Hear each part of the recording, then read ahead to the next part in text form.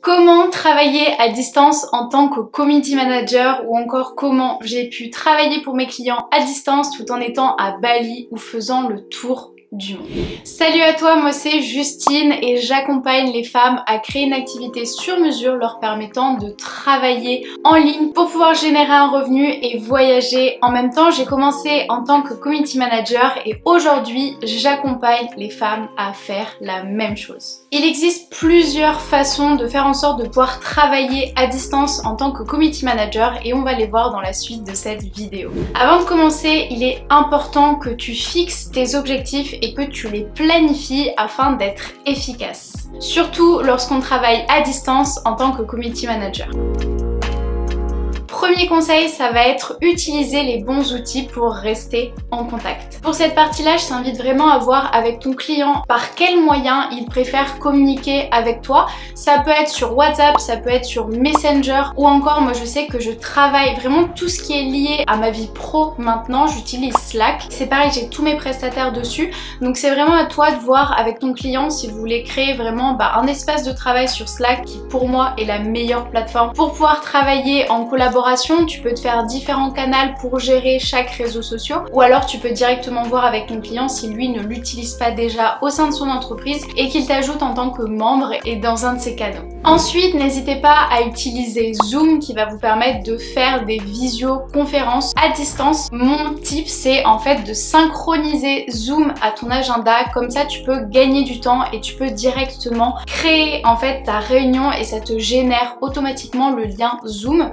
Tu as juste à mettre en invité le mail de ton client et il reçoit tout. C'est des petites automatisations qui vont te permettre de gagner du temps. Quand je te dis là, tu te dis super Justine, ça fait gagner quelques minutes, mais quand tu as plusieurs clients par mois et que tu dois faire plusieurs visios par mois, à la fin de l'année, tu as sauvé quelques minutes. C'est pareil, si tu veux que tes clients prennent rendez-vous avec toi, le mieux c'est de leur proposer directement des créneaux ou alors tu peux te créer un calendrier, tu mets tes dispos et tu envoies le lien à ton client. Tout va se générer automatiquement. Tu mets en lieu le Zoom et pareil, le Zoom s'envoie automatiquement, t'as pas à l'envoyer, c'est fait, il peut checker ses dispos. C'est plein de petits trucs comme ça qui pour moi changent la vie et en plus tu peux faire le call avec ton client, vous pouvez vraiment rester en contact parce que quand tu as un client à distance, il faut constamment que tu lui donnes des nouvelles, que tu lui donnes des updates, que ce soit sur les publications que tu viens de faire, que tu lui demandes des retours sur ton planning, sur tel ou tel contenu.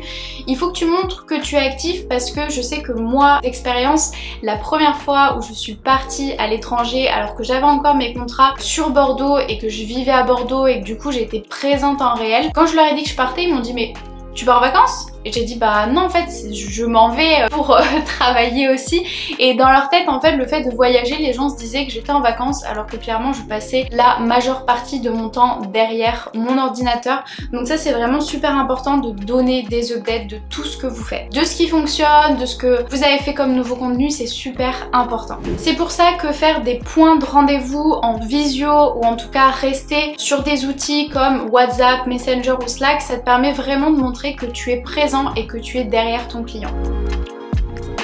Maintenant, deuxième chose, c'est le fait d'utiliser des outils de gestion de projet en ligne. Ça, clairement, ça a changé ma vie. Je te l'ai dit juste avant, je commence de plus en plus à vraiment mettre en place des process, des automatisations pour chaque petite chose. Et là, en particulier, ça m'aide beaucoup d'avoir Notion et Asana. Et là, en particulier, ça m'aide beaucoup d'utiliser Asana. Tu peux aussi utiliser Trello. Personnellement, j'avais commencé avec Trello et je sais plus, je crois que c'était le design, c'est tout bête, ou fonctionnalité qui était un petit peu manquante. Du coup, aujourd'hui, je fais tout sur Asana et vraiment mes tâches, mes sous-tâches, je peux décrire, je peux rajouter des dates d'échéance, je peux mettre des responsables. En fait, c'est vraiment hyper collaboratif, tu peux mettre tes tâches à toi et tu peux collaborer, tu peux même créer directement ton planning éditorial sur Asana pour éviter d'avoir plein d'outils. Mais le but, c'est pas que tu aies plein d'outils, c'est d'être super minimaliste et d'avoir les outils essentiels. Du coup, pour moi, Asana, la version gratuite, elle est suffisante, tu peux tout faire, tes tâches, les suivre, vraiment collaborer avec ton client et pour moi, c'est super important que tu utilises cet outil-là.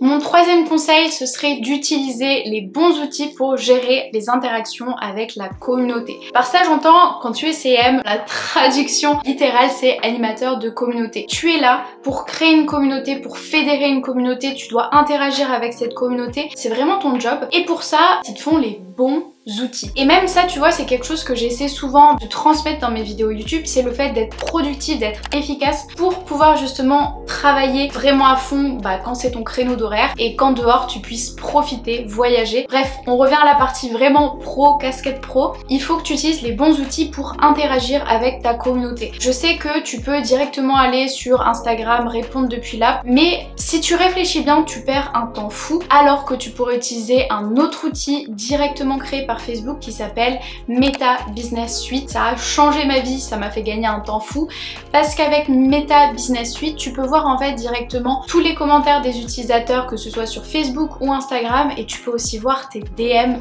sur Facebook, sur Instagram et tout répondre sur ton ordinateur. En plus de ça, tu peux directement envoyer des messages quand on t'a mis un commentaire sous une publication. Tu peux aussi mettre des étiquettes, des libellés, ça s'appelle d'ailleurs sur Meta Business Suite, pour suivre un petit peu ton prospect, potentiellement rajouter si c'est un client actuel, si c'est un prospect. Tu peux aussi faire des fiches contacts et ça va te faire gagner un temps fou. Donc vraiment, c'est un outil que je te recommande d'utiliser aujourd'hui si ce n'est pas le cas. Petit plus, tu peux aussi programmer tes publications, etc.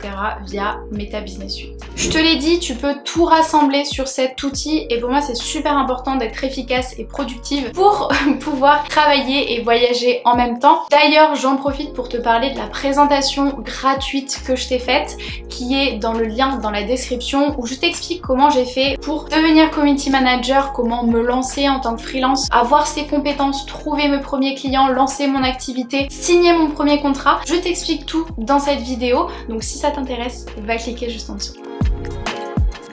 Mon quatrième conseil, ça va être d'organiser des réunions en ligne régulières pour définir tes objectifs et tes stratégies sur les réseaux sociaux avec tes clients. J'en ai déjà parlé juste avant, c'est hyper important que tu restes en contact avec ton client, mais encore plus que vous fassiez des visios, que vous échangiez. Ça d'ailleurs, c'est un petit truc que j'avais envie de te raconter. Aujourd'hui, j'ai une équipe et en fait, on fait tout à distance parce que toute l'équipe est un peu dispatchée partout dans le monde. Et en fait, pendant 1 ou 2 mois, on a arrêté de faire des calls et au final, ça a été 1 ou 2 mois où je dirais qui ont été vraiment suspens pour mon activité parce qu'on n'était pas créatifs, on n'avait pas d'idée, on échangeait que par message. Et en fait, vraiment, ton client, il a besoin de te voir, il a besoin d'échanger avec toi, tu as besoin de lui présenter ta stratégie, le planning édito ou alors au moins les performances. Moi, je sais que quand j'étais community manager, et aujourd'hui je recommande de faire ça aussi à mes élèves, c'est vraiment de consacrer un moment à la fin du mois ou au début du mois où tu fais un rapport de performance sur le mois passé et du coup la stratégie à appliquer pour le mois qui arrive. Ça pour moi, c'est un des calls minimum que tu dois faire avec tes clients. Pour ça, tu peux le faire en Zoom. Zoom, c'est très bien, en Google Meet, mais Zoom, tu peux l'enregistrer et le renvoyer à ton client. C'est vraiment super important d'avoir une communication régulière avec ton client pour faire en sorte que vous soyez vraiment sur la même page et que tu répondes à ses attentes. C'est un peu comme dans un couple avec un client, le plus important, c'est la communication. Voilà pour cette vidéo, tous mes conseils pour que tu puisses travailler à distance en tant que community manager. Bien évidemment, si tu veux en savoir plus, je t'explique davantage comment gérer ta relation client, comment trouver tes clients et pouvoir voyager tout en générant ce revenu, être digital nomade. Si tu veux en savoir plus, je te dévoile tout dans ma formation Liberté Digitale. Pareil, je t'invite à checker la présentation gratuite dans la description pour en savoir plus.